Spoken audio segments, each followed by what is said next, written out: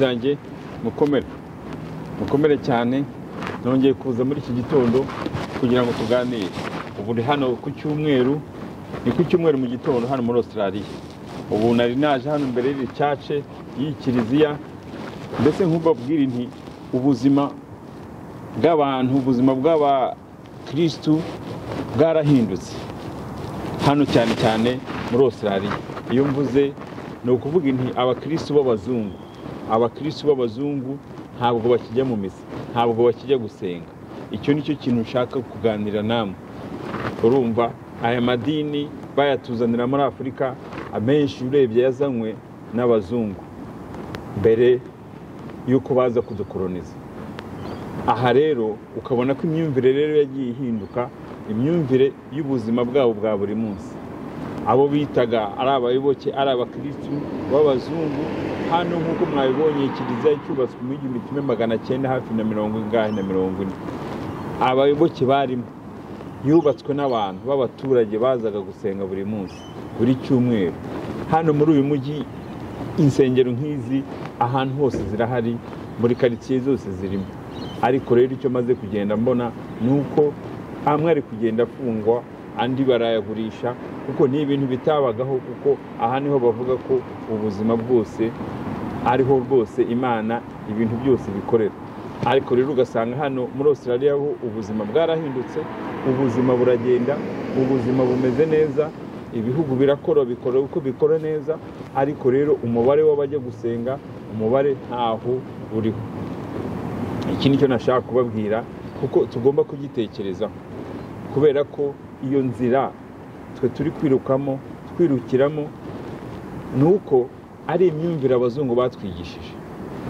Iyo myumvire rero impamvu urebye igihe bayituzaniyemo ari ukutuzanira mu birabura, ni ukugira ngo babone uburyo batugenda badukandamiza, uburyo badushyiraho intekerezo yabo ko ari byo.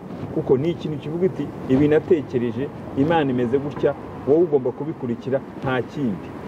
Abandi izindi community zo zarabyanze, Abisilamu bakurikije ibyabo, Hinduism bakurikiza ibyabo, Buddhism bakurikiza ibyabo, kubera ko imyumvire. Ariko rero nk'ayatwe nk'abanyarwanda muri Afurika, icyo kintu nicyo twabuze. Aha nicyo nshaka kubashishikariza, izo ni ingufu nshaka kubagaruriza, kugira ngo mbabwire nti abantu bavuye hanze ntabwo bagomba kutuzanira imyumvire yabo kugira ngo ariyo tugenderaho, kugira ngo twumve ko ariyo buzima, ko ari bwo buzima shingiro. Iyo urebye cyane cyane muri Afurika, mu bihugu byose nabonye no mu Rwanda, ahantu henshi amacaci mbese ari kugenda akura cyane, ashyira abana b'urubyiruko mu bindi bintu. Kandi rero byo kumva ko hari undi muntu buri gihe uhora ukuriho, hari undi muntu buri gihe uhora ugomba gusenga, hari umuntu ugomba guhora usaba. Iyo niyo nzira batujyanamo yo guhora dusabiriza.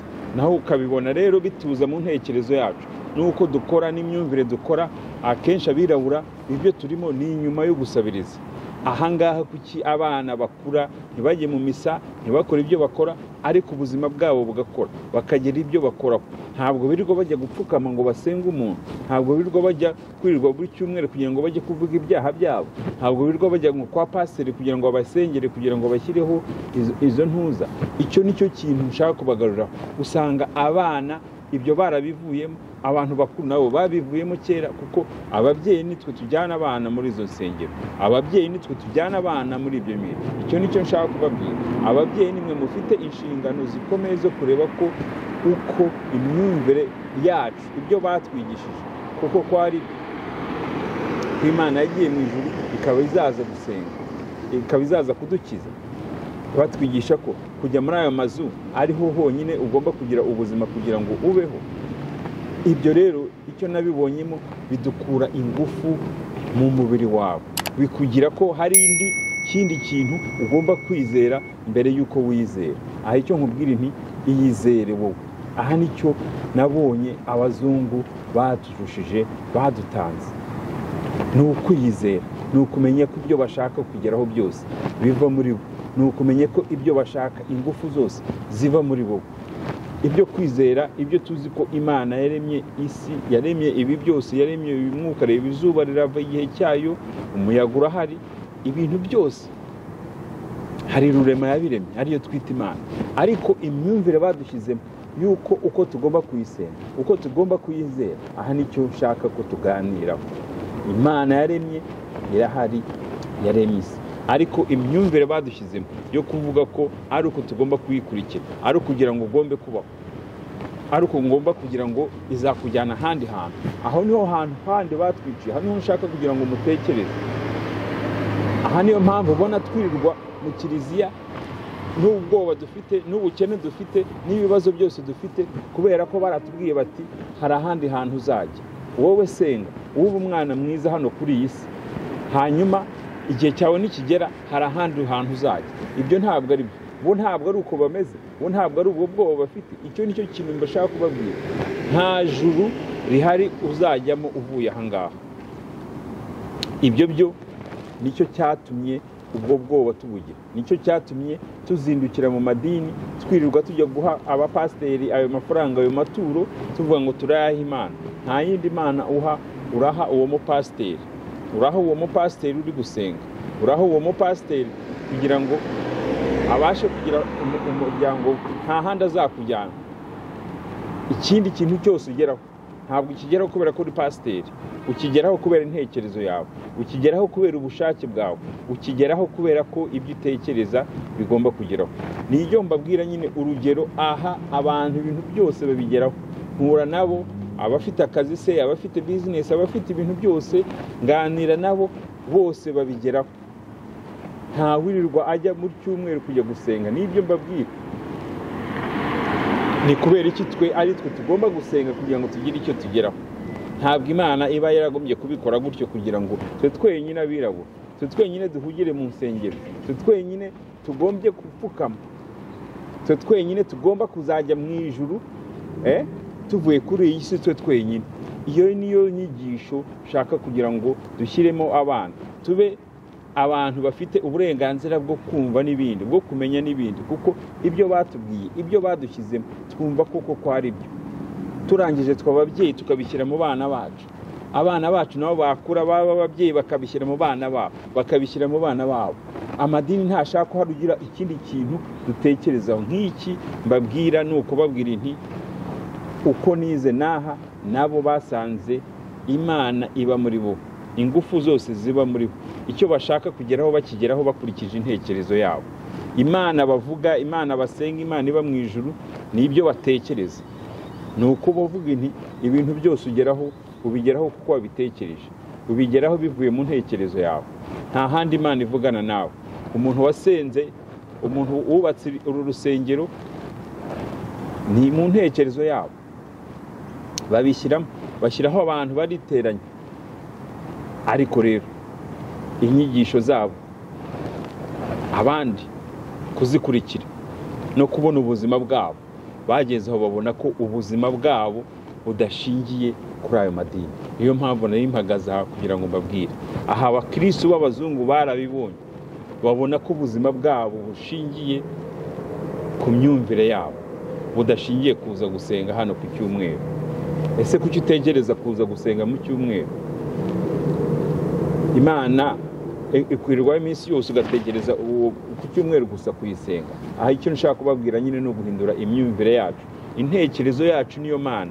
Uvugana nayo buri munsi, ubana nayo buri munsi, irakurinda aho ujya hose, aho uri hose, ibyo ukora byose ibiri kumwe nayo, ibiri kumwe nawe. Ubu ibyo ndi kuvuga hano biri kuva mu ntekerezo yanjye.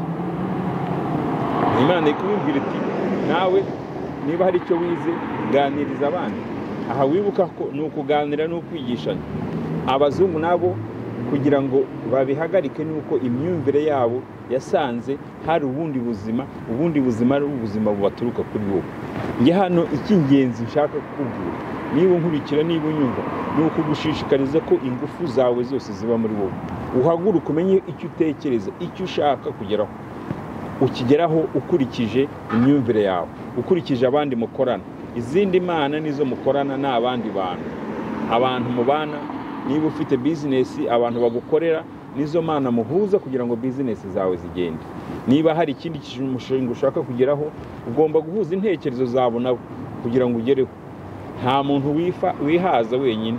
Niyo mpamvu Imana itubamo, tubana nayo muri munsi mu bihe byose dukora.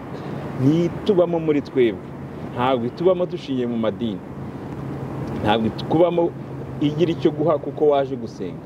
Ibi ndagira ngo ubitekerezeho ufate urwo rugero rwawe, wumve ko ingufu zose ziba muri wowe, wumva ko ubuzima bwawe bwose bushingiye kuri wowe, urebe uburyo uhinduka uko witwara n'imikorere, umenye ko umuntu wese muhura ari Imana nkawe, atekereza nkawe, muhuje intekerezo. Hari uwo muhuza, iyo muhuza mukorana nawe, uwo mudahuza nawe ntabwo mugomba kwangana, ahubwo buri wese agomba kugira imyumvire ye n'undi akagira imyumvire ye, kuko Imana yaduhaye turema twese uko tungana, hari abahuza hari n'abadahuza. Icyo nashaka kwigisha, nta kwangana, nta kurakara kubera ko tudahuza. Icyo tudahuje ni imyumvire.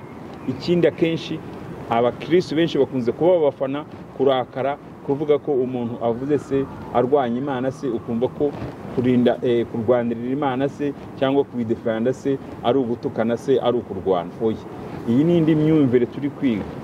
Uku ni ukundi gukura, ukundi ni ukumenya ko hari iyindi myumvire ihari yo kubaho mu buzima. Haba urugero nyine bereka ko amacace, insengero zafunze kubera ko ntabwo ariho ubuzima shingiro buhari, nk'uko aba babyize bakabivamo bakabireka. Nanjye nicyo nshaka kubabwira, ariko ni mwebwe aho ngaho muri, ni mwebwe mugomba kubyirebera. Niyo myumvire yawe. Niba ujya gusenga ukabona ntacyo bikugezaho, ntacyo bigutwara, ariko se n'abajya gusenga kugira ngo ugire ikigeraho, umenye ko ibyo ugeraho byose biva mu ntekerezo yawe. Bivaho kuko wamenye icyo watekereje. Icyo utekereza cyose nicyo kikugize. Ubu aho uri, aho ubonye iyi message yanjye, hari intekerezo igiye kukuzamo, hari ikintu Imana iri kukubwira mu ntekerezo yawe. Yes, nk'uko mbabwira, nk'uko mpagaze ahandi kuvuga, ndi kuganira namwe, biri kuva mu ntekerezo yanjye, nta handi. Nawe uko ubona uko usubiza, biri kuva mu ntekerezo yawe. Nizo nshingano zanjye rero, gukomeza kubigisha no kubabwira se hari ubundi buryo bwo gusenga Imana kwiba muri wowe. Imana ntabwo iba mu madini, kandi ibyo byose biguha ingufu wowe kumenya ko icyizere cyose, ikintu cyose kigeraho ugomba kukigirira, ugomba kugira ingufu. Icyo nicyo kintu nabonye muri sosiyete, abaretse aya madini bafite ingufu zo gukora ibyo bakora, bagera ibyo bageraho bakurikije intekerezo yabo. Ari ikiberi n'icyiza byose biva kuri wowe.